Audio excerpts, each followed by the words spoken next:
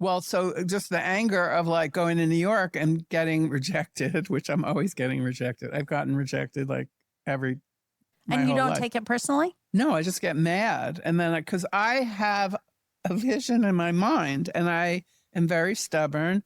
And when I see something in my mind and no one sees it, it drives me fucking crazy. So you're determined to make it happen? Yeah, I will do anything to make it happen. And if you won't help me, fuck you. I will do it myself.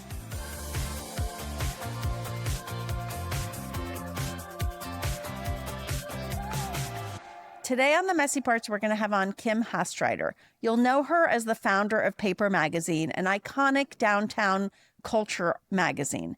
But really, she's an artist. She started off as an artist, and she's an artist of sort of an expansive type, the kind that collects friends, stuff, and all kinds of ideas. She's lived through many things, the AIDS epidemic, and of course, the pandemic.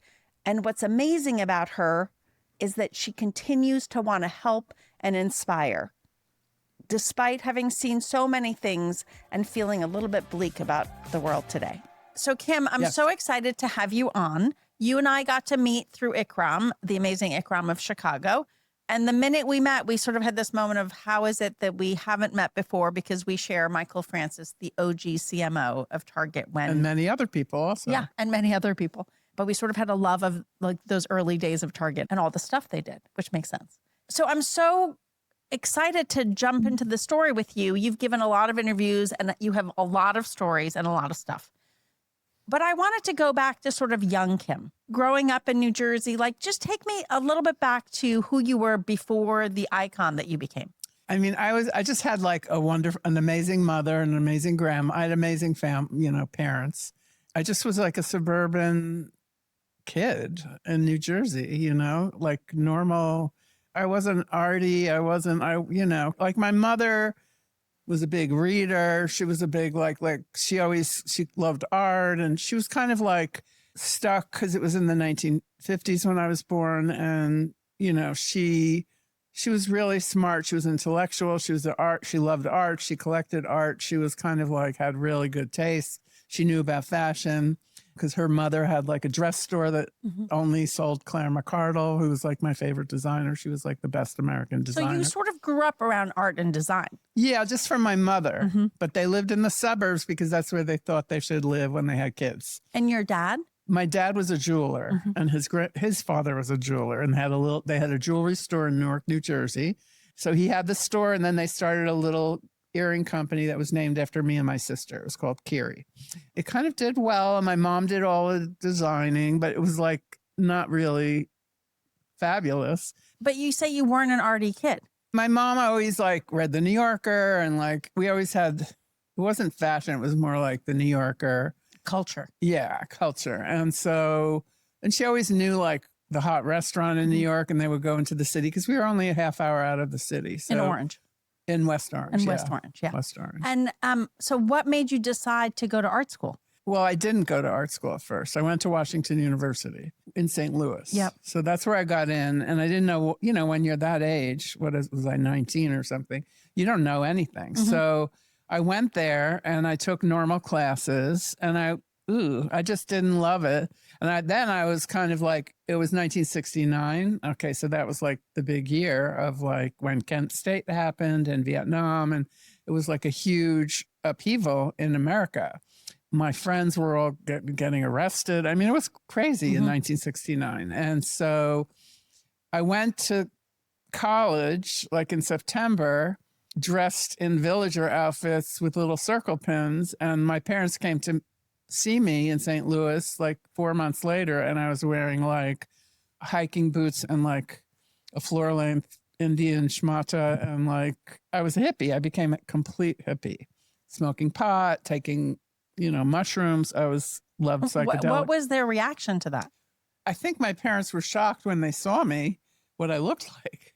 But they were liberal. My parents were liberals. I mean, my mother worked for Eugene McCarthy. It was like all that. They were very liberal. So how do you then get to art school in California? So then I was at Washington University, and it was like, but I kept going down the hill. They had this art school, and that's where all the interesting people were. And that's where I met people.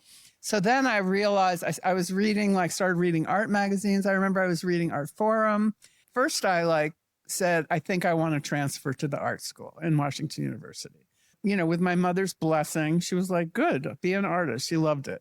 So I learned ceramics. I did painting. I did all that stuff, drawing. But it was really a classical art school. And I started reading about Art Forum, all the avant-garde things in New York. And I found out about this school in Nova Scotia, Canada, that was completely radical. And it was called Nova Scotia College of Art and Design. And people who are in the art world, who are of a certain age, will remember. It was the best art school that ever existed. I remember I told my mom that I said, I think I want to transfer to go here, but I want to take a year off and I wanted to travel.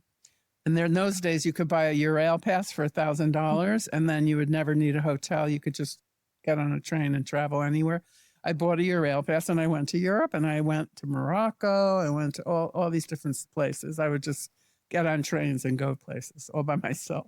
And then I went to Nova Scotia, and that was I went all by myself. I bought a pickup truck. And before Nova Scotia, when I was in high school and when I was in college, my mother would always find these crazy things for me to do during the summer.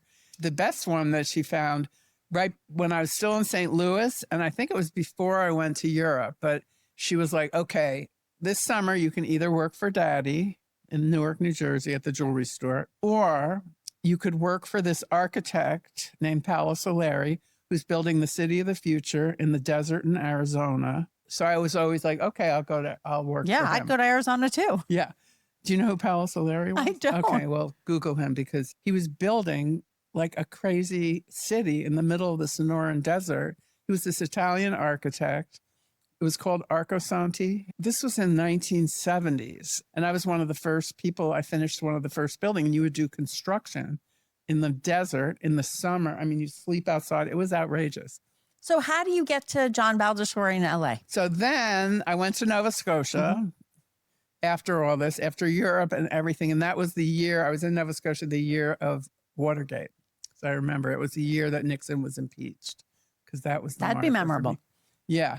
And Vietnam. I mean, but I was in Canada. These people started this school in Canada because Canada wasn't involved in the war. So this group of art students from Ohio University all got together when they were about to graduate and said, what are we going to do? And so one of them was Canadian, said, oh, the Canadian government has all this money for arts. Let's start our own art school. That's how it started, Nova Scotia College of Art and Design. I mean, it's legendary. It's a legendary school. And so I got my bachelor's, BFA there. And then Nova Scotia at the time shared a lot of staff with Cal Arts, because John Baldessari would teach there. And then Eric Fischel was actually a student at Nova Scotia. But I don't know if you know who Eva Hess was. She was an artist. And plus it was Canadian and it was free. The whole thing was $100. So it didn't even cost my parents anything. So I was going to ask that, because one of the things you say when you do interviews or talk is that really money wasn't your motivator. Never. And I'm not good at it. But yet you've managed to actually have a successful life, right? So I think, but not through money. I'm kind of through my friends, but I never made money in anything. But, if I was a young person now coming out in a world today that feels like money is so the driver for so many people, what would you say to somebody who is younger, about prioritizing money or not?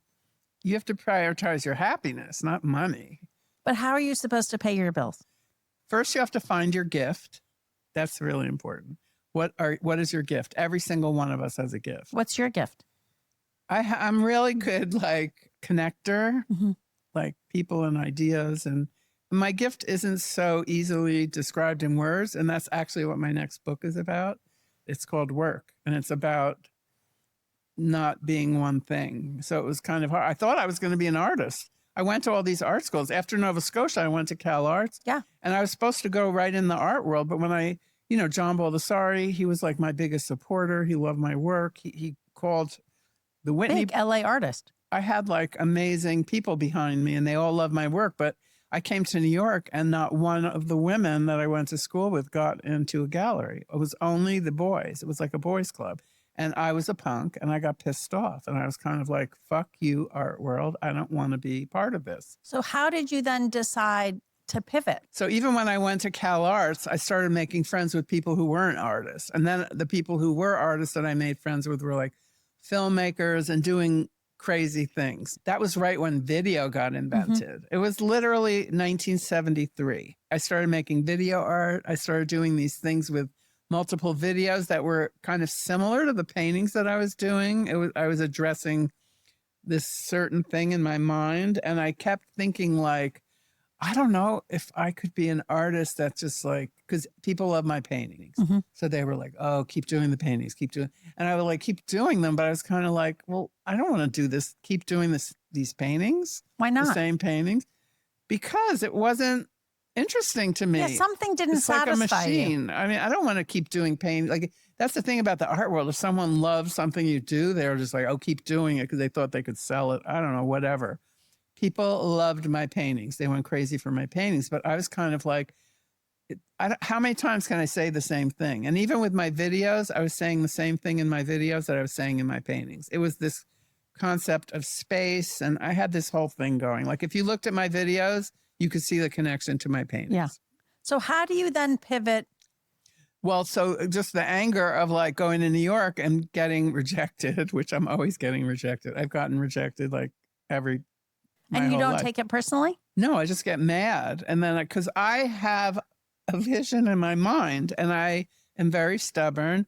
And when I see something in my mind and no one sees it, it drives me fucking crazy. So you're determined to make it happen? Yeah, I will do anything to make it happen. And if you won't help me, fuck you, I will do it myself. So I spent my whole life and my whole career DIY. I did everything myself. So when I moved to New York with Joey Arias, the performer, we drove in my dragon wagon across country and we stayed at my mom's house in New Jersey when we first got here. And Joey had nothing to do with the art world. He was like in a rock band and he was like a comedian. He was working in a frame store. I mean, he was like, but he did love fashion. I had this whole crowd of friends around Joey, none of whom were in the art world. And I was so pissed off at the art world that I would go out with all these kids and then the Mud Club happened. I would be going to the Mud Club, but it was all these other type of artists that were mixing things up. So I moved downtown with Joey. We got a sublet for like $100 a month or something. It's crazy to think about Joey got the first job. He got a job at Fiorucci. So he's like, Kim, you should work near Fiorucci. And someone else told me about this job that was available in this clothing store owned by Betsy Johnson and this other woman. It's called Betsy Bunky Nini. It was this really cute store on Madison Avenue. And it was like bohemian, owned by these like bohemians. Bunky was the owner with Betsy Johnson, who was also like, Bunky was a Rockefeller. So me and my friend Bronca, who I went to college with, both got jobs as salesgirls there. That's where I learned about avant-garde clothing.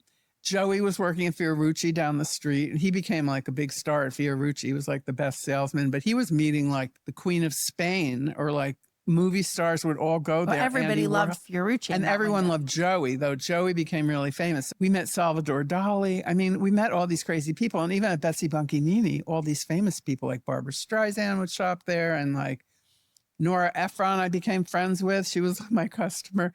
Jackie Kennedy was my customer. I mean, she was married to Aristotle Onassis at the time and lived around the corner. So it was all like these women. It was women's clothes. And that was where I first found like kind of the Japanese, like Kanza Yamamoto and all the France Andrevi. There was all these avant-garde designers that I got really into. I got really into fashion. But meanwhile, I still had my art thing going, but I didn't have a studio. I didn't have any place to make art, and I didn't really fit into the art world. I was, fuck you, I hate you, art world, I don't want to be part of you. At that point, I had this wonderful Nana, my mother's mother, who I was really close to. She died right after kind of I moved to New York, and she left me $20,000 or $25,000. Wow. But it took like a year to get the money. And so I was kind of like, I remember saying to my mother, I can quit my job selling clothes because it wasn't that fun selling clothes. And my mother was like, no, you're not doing that. You have to take the money and you have to buy a loft. Because in those days, Soho and Tribeca were like kind of industrial places.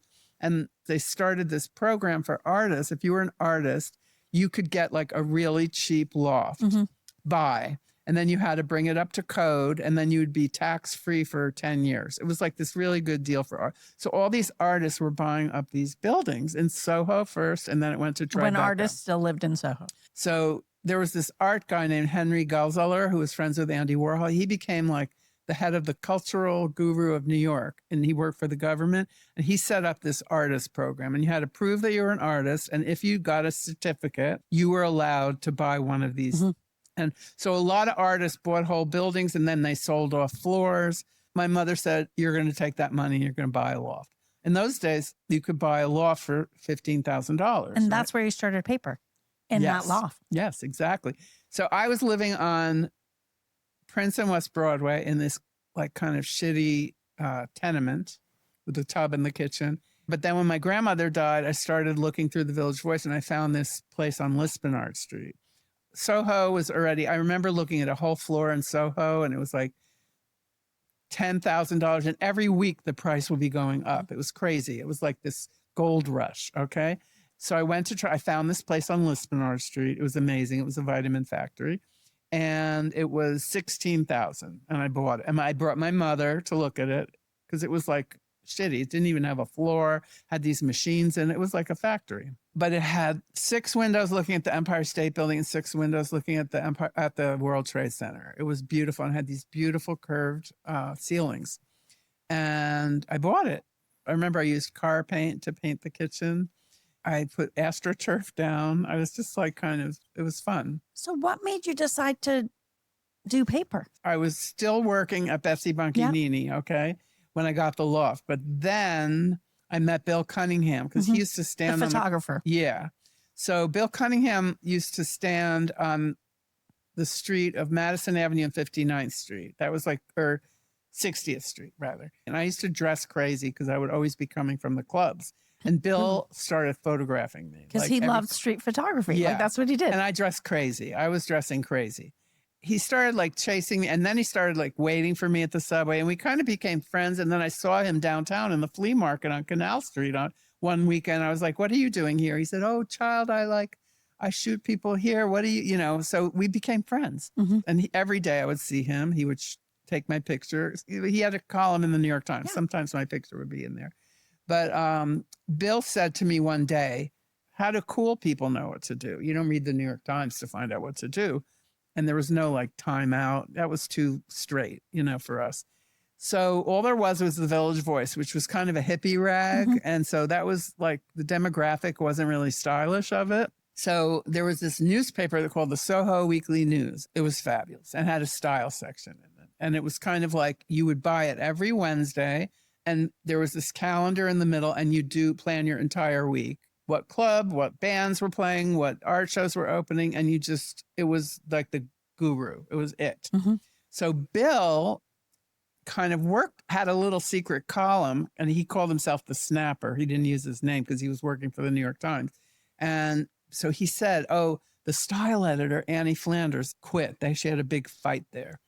So he said, they're looking for a style editor. I think you would be a good style editor. So I was like, well, I don't know anything about being an editor. I'm an artist. He said, you're perfect. You live downtown. You dress crazy. I found out later they wanted to hire him, and he didn't want the job, but he had to find someone for them to hire, and they loved him.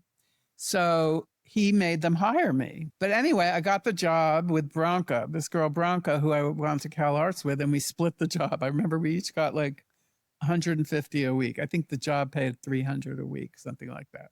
But it was downtown, and it was really fun. It was really, really wild. And that's where I met David Hershkovitz, who was my partner, who started paper with. And I mean, there was amazing people there. But there's like almost 2 lessons in this, right? Which you don't think about because it's your story. But as I listen to you, it's like 2 things I take away. One is that even though you were like, I know nothing about it, you were willing to try it and give it your all. Well, just because I didn't know what else to do. I hated the art world.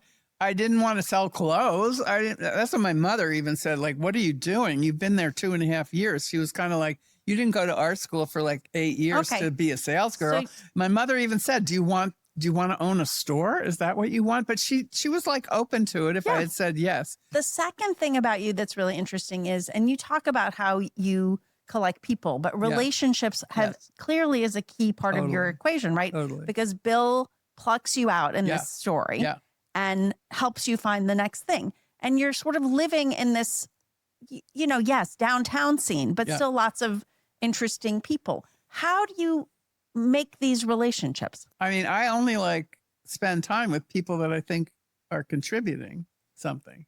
Why does that matter to you?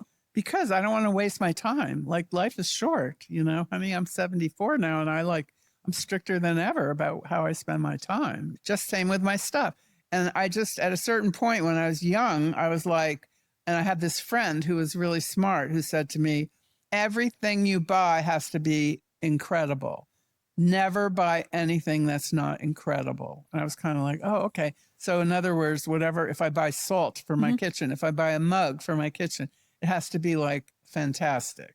So he kind of, this friend of mine who died of AIDS, but he instilled that thing in me, like, you know, you can't have any mediocrity in your life. So I became really picky about everything that I surrounded myself with. I got the best apartment. I do have a good eye that I inherited from my mother, and what I wore, what designers I loved. So I went to the Soho News not knowing anything. And the Soho News was like outrageous. You didn't get there till 1 p.m. because you were at the Mud Club the whole night. You had to go get your art director at the Mud Club in the middle of the night. It was a weekly. Okay. You can't imagine what doing a weekly is like. It's like, and I had it. I can, because we do the podcast weekly. So I it's was a lot of work. Responsible for like 15 pages every week. I was Michael Musto's editor. I was the editor for food. I had to cover it, and then fashion, but fashion was like style to me. So I started coming up with these crazy ideas. And Keith Haring, I became friends with. I used to go to Club 57. I was friends with like that whole crew, and Joey also was involved with Club 57 with Keith Haring and John Sexton, all the people that died. Kwang Chi, like that, you don't know who they are, but they were amazing, and photographers and artists. And oh God, I did these great ideas. I used to transform people. Robert Mapplethorpe shot for me. I mean, but the Soho News only lasted for 2 years. I was there. And then one day we went to the Soho News and we get there at like noon. Literally, we had a drug dealer coming in. Everyone was doing like drugs. If the Sex Pistols were in town, whoever was in town would come to the Soho News to see it because it was like the hot thing. So what happened at the Soho News, all of a sudden one day we got to work and everyone was like, oh, they sold the Soho News yesterday. And who'd they sell it to? They sold it to some English guy named Lord Harnsworth, who was like kind of a Daily Mail guy, who was a right-wing newspaper publisher from England that like, we were like, what? We immediately hated them. And we were like, oh shit. It all went to pot. And then we tortured them so much that one day we came in and they closed the Soho News. Okay, it's closed. And then everybody just took the tables, the Xerox machine. Everyone was walked out with like, we stripped it like termites. We stole everything. Like I remember amazing. It was the best. And then I was kind of like, oh shit, I don't have a job now. What do I do? So I went to Condé Nast because I thought, oh, maybe I'll do this. Maybe I could get some freelance work. That is hysterical. Well, but I didn't know. And so at the style, I could do style for Condé Nast. So I went and I met with, this is before Vanity Fair was just starting. And the first editors were like, oh, we want you to do stuff for this new magazine, Vanity Fair, that we're starting. So I was like, okay, because also they paid you a lot of money. And I had a column in this magazine called Mademoiselle that they gave me. That was a Condé Nast magazine. It was kind of like a magazine for young women. And I did this crazy streetwear column. And then I had a column in GQ also. I started doing freelance, but Condé Nast was like so hideous. Every single thing I did, they ruined. And I was like, fuck you. No way. We're back to the fuck you. Yeah. So I hated Condé Nast. The same time, David Hershkovitz was like, Soho was kind of becoming more popular. There was like restaurants opening. And we thought they were so stupid, those people that like closed it, you know? So David was like, let's start another weekly. Like we need a weekly in New York, but one that has style. It took us 2 years to try and raise money and get rejected by every single person. What was so hard about that? Because Like we met these art directors and they did what's it called? Like a mock-up. A mock-up. It was so fabulous. I still have it. And then everyone liked it, but they were like, is it a music magazine? I'm like, well, not really. Is it art magazine? Well, not really. Is it a fashion magazine? Because it was sort of you, like not one thing, but lots of things. I know. Well, we kept saying it's culture, but they didn't understand what it was because they were like, well, what exists that it's like? And we're like, it doesn't. So what happened was finally, David came in one morning and said, he bought this Michael Jackson poster on the subway. And he said, we should just do a poster. Let's just start it as a poster.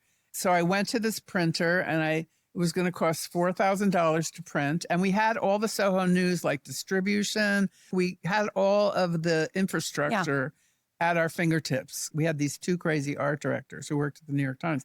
They came up with the poster design. And we decided to call it Paper. We each put in $1,000 and we gave the first ads for free. We made these 20 ads. And if you bought one ad, you would get the first one free. And then you get the second one you would pay. And that's how we started. And we started in my house on Lispenard Street. How many years did you have Paper before you sold it? 33. Long time. Well, we sold it in 2017 and we started it in 1984. Yeah. You know, when I first moved to New York in the mid 80s, I mean, that was the Bible of downtown, right? And to your point, it was everything. It wasn't just one thing. Yeah. What was the lesson you took away from that experience?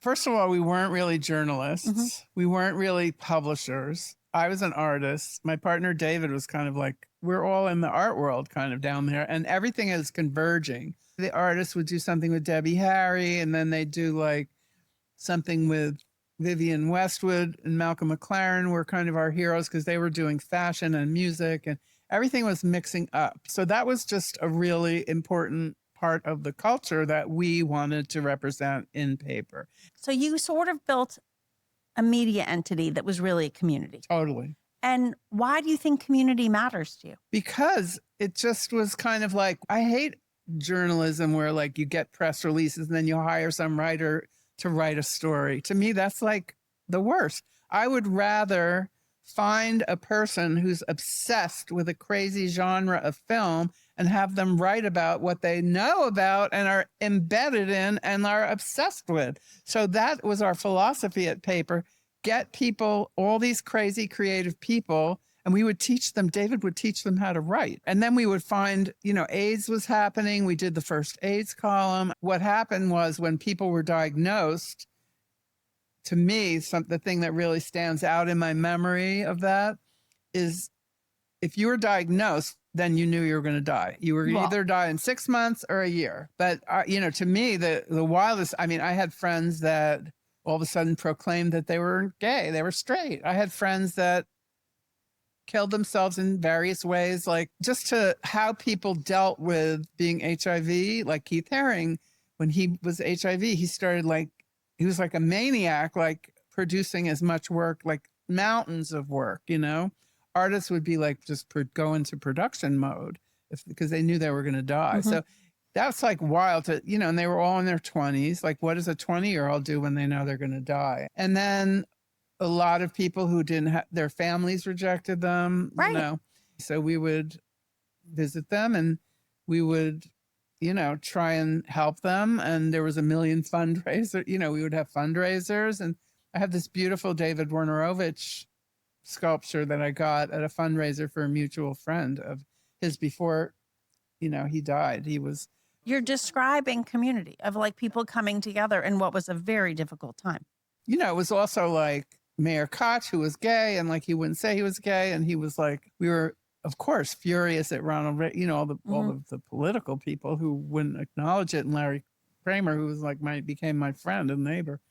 So let me ask you, because now here we are in 2026, at a very different world than what you're describing. When you reflect back on that time and sort of where we are, what do you think about? I think Michael Stipe really said it good in my book. I don't know if you read the part about Michael, about PTSD and how, AIDS really gave him like this huge PTSD.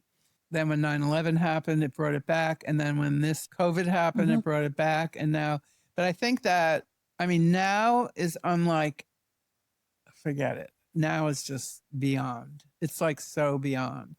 And right how do now. you process that? Because your reaction, actually, yeah. if I go back to COVID, Yeah. is not to sit still. It's to go do, answer Right. questions in the Yeah. park, start Yeah. a newspaper, Yeah. right? Yeah. Like you Yeah. don't sit still. No. And so this one, well, I mean, I do think that that art is really important and that you have to be creative and you have to try and figure out how your gift can help lift people up. After 30 some years of paper, I mean, you were paper. Yeah.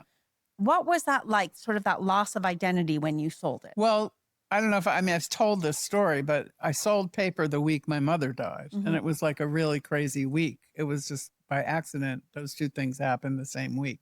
When you sell a business, you sell the business and then they have to do due diligence for a month and then they come back and you close. And when my mother died, I remember she was living on Chambers Street in this assisted living. They said, well, you have to get everything out of here in a month from now.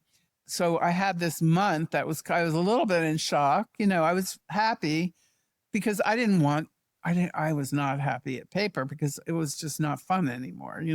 Why wasn't it fun? Because the internet kind of became more about counting people and celebrity. And I am not into celebrities. Even though you have a lot of famous friends. No, but to me, celebrities like me maybe because I treat them like normal people. I always thought celebrities just want to be treated like everybody, normal people, like nobodies, And we always had the saying at paper, we treat famous people like nobodies and nobodies like somebodies. But I like the talent. So, especially I really don't like, untalented celebrities. I just go for talent, whether you're famous or not. So anyway, so I had this month and then that one day when we closed that week, all of a sudden I had like these boxes. So it really gave me a job to do for like 6 months, was go through all this stuff. So it wasn't like as big a shock.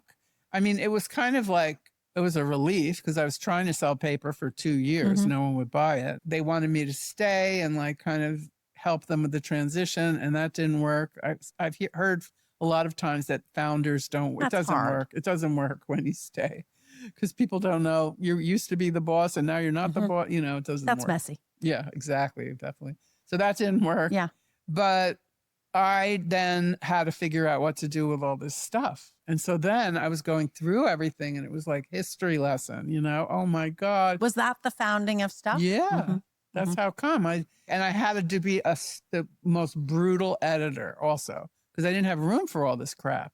That took like 6 months. But was there ever a moment in there where you were like, I miss being the founder of paper? No, because when I stopped, I had this idea called Amazing Unlimited.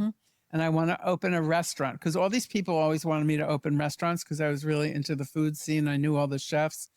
And people had asked me and I was like, I'd never want another business. I never want to manage people. I don't want anything to do with like a business. So I always said no. Then I was like, oh, I want to start a nonprofit where all the money goes to people with ideas, like amazing ideas. And so I would give grants. I had this crazy idea that I would open a cafeteria with all my chef friends, get everything donated, and 100% of the money would go to people who submitted amazing creative ideas to me. And you get like $10,000 to make the idea happen. I worked on that for like a year or a year and a half. And then when I went to get my nonprofit, I couldn't get a nonprofit because they won't give nonprofits if you're going to start a business. It's like a whole thing. Became really complicated. And then COVID happened. So all that was going on simultaneously, but I always need like a big, I have like three projects totally right now. Driven by ideas. Okay. I'm going to look here because I have a couple of rapid fire questions I want to ask you, but I also made a note. You and I have been around long enough to have seen many versions of things. We still remember the rotary phone. You said AI is like a slow motion car crash. What did you mean by that? It's like when you see something that is going to be horrible and destructive, but people don't see that. I'm really like I can predict things early. How do you work around cynicism? Because that's something you say you do. Because you're not cynical. No, No. Even though you've seen a lot of things. Yeah. I try and help. I try and help people. You say good people know good people. And, you know, we know lots of people who are not good friend sharers. You are an incredible friend sharer. What gives you joy about that? Well, I find amazing people, and then I want them to meet other amazing people. So it's just like, I mean, I have introduced a few people that got married, but it's not even like that. It's just like collaborating. Like I have the most like jewels people. And then if I find someone who's a jewel, I love to know who they think are jewels. Who are their people that they think are amazing? And so then I want to meet all those people. And then I want my amazing people to meet their amazing people, right? And it's worked. I have all these, and now the friends are becoming all mushed together. I love your rule about collecting people. You say no assholes and no transactional relationships. Totally. How do you live by that? Well, you know, I think when you're 20, you don't really live by that as much. Or when you're doing ambition and all that, maybe you have to like be nice to an asshole. But I mean, I just like never was good at it. I'm not good Like at it. I'm done with that. Yeah. But now forget it. Like when you get older, past 60, or now I'm 74, like, no. No. I mean, I won't even have lunch with someone I think is, you know. That's a gift. I'm totally taking that as a But I gift. love young people. So I You do go liberal on the young people. So if someone's like 20, I'll be very open to inviting them over, or like 18. You know, I love teaching. I'm dying to teach, but of course, all the schools don't understand what I'm talking about.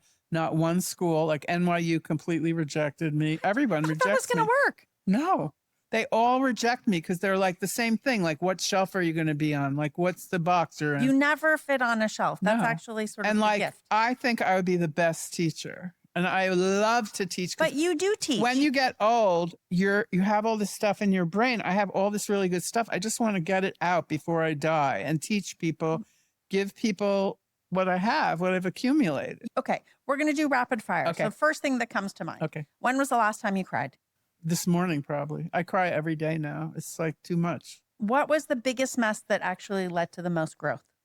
Probably like that day that I got, when I got all the boxes delivered from paper, and just like I couldn't even walk in my house. What would you tell someone to do before they're 35? Buy an apartment, buy something. I don't care if it's in like Flushing or whatever. Just like get something that you own that's like where you're living, because that saved my life kind of like down grounds the you. road. Yeah. That was definitely my mom's advice. What career myth do you think is a waste of time? Anything that's money driven. What would you tell someone who's having a crisis in confidence? Find your gift. Mhm. To find your gift. And you might not even be able to define it, but every single person is born with a gift.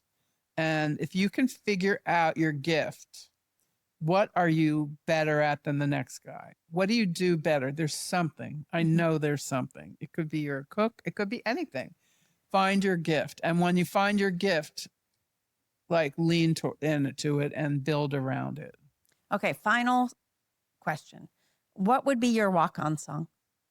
My song? Yeah, you know, like you're going to give a keynote. What's the song you want them to play as you walk on? Oh, God. I don't know. It's either David Byrne or Pink Martini. Okay. You know. I like that. I can't thank you enough for coming. Thank you for you were having such a gift from me. Ikram to me. Both of you good Oh. friend sharers. Yeah. Thank you so much for listening. I hope you enjoyed the episode with Kim. She inspires me every conversation I have with her. Remember, like, listen, and share so that we can share more messy parts. And remember that really the growth comes from the messy.